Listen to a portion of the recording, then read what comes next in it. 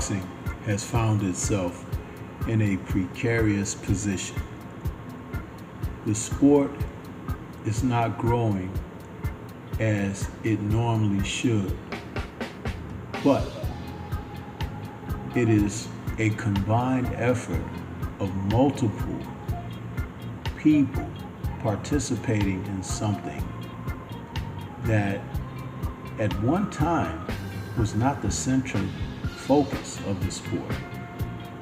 So hereby is the reason for this editorial that we're calling Credentials Measured by What?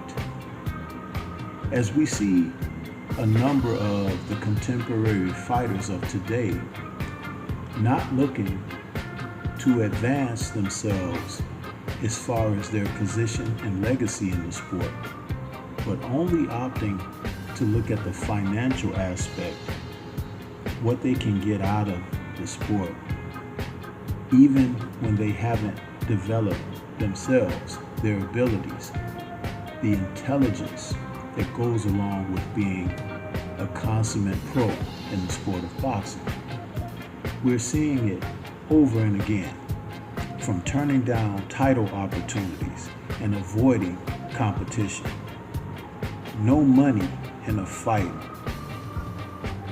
especially when you've been inactive for a year or more. Making excuses based on the potential opponent that could be placed before you. So we have to talk about this and put these guys' feet to the fire to understand exactly what's happening in the sport. When it comes down to turning down title opportunities, we're seeing it more and more that a young fighter, possibly a prospect or one who has moved beyond prospect and become a world-class contender, turning down title opportunities against fighters who may test your mettle, who may prove that you're not yet ready, is still denying the boxing public of quality fights, because your resume, your record has been built fraudulently with opponents that were made to order for you. Suddenly you find yourself on the doorstep of a title opportunity, and now you're going to turn it down because that's not necessarily the guy I want to fight. Or you turn it down because there may be an opportunity for you to pick up a vacant title where you didn't have to challenge for it and overcome someone to become a titleist yourself. We've seen fighters like Jaime Munguia, and most recently, we've seen the pit bull Isaac Cruz turn down title shots and opportunities. Then, when you talk about avoiding stiff competition, we've seen that from the likes of Demetrius Andrade. We've seen it from Vasily Lomachenko and Teofimo Lopez. These are guys that have consistently done this throughout their career, to the point that their careers have stalled. And the worst part about that, those fighters are good fighters. But exactly how good, we may never know, because they are not testing the deep waters of the sport. There's always an excuse attached to it. And these excuses typically are the same, but just articulated differently depending upon who you speak to. Recently, Demetrius Andrade vacated his world title at middleweight, saying that he's going to go up to super middleweight.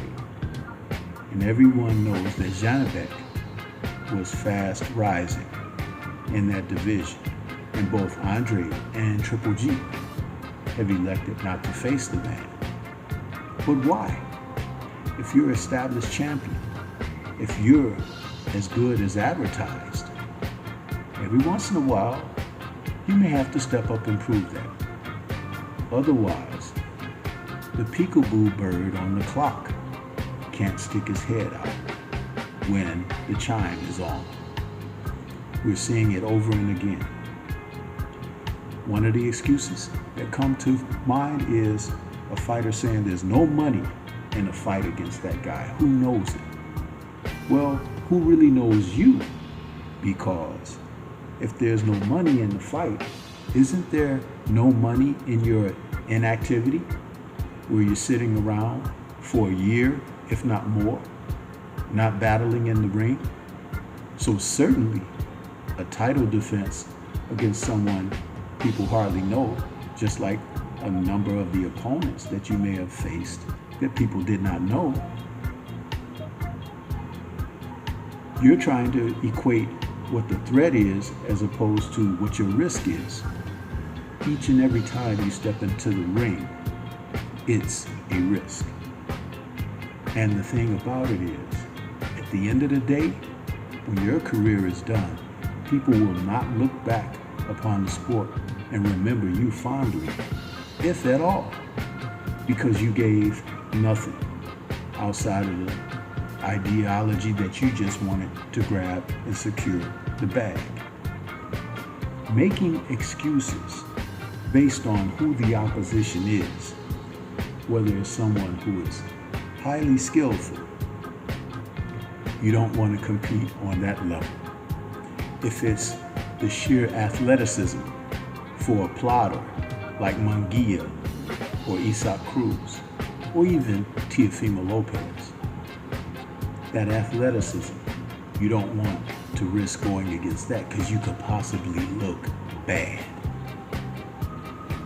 It's not about looking good or bad.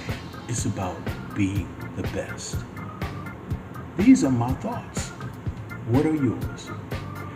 This is Stormybman. Shout out to the mighty LDBC and Liberated Perspective, a third eye view of the world. For more content such as this, please like, comment, subscribe, and share. Let's talk about this. These fighters really need to step up for legacy. Leave comments. Peace to everyone out there, and everyone please remain safe.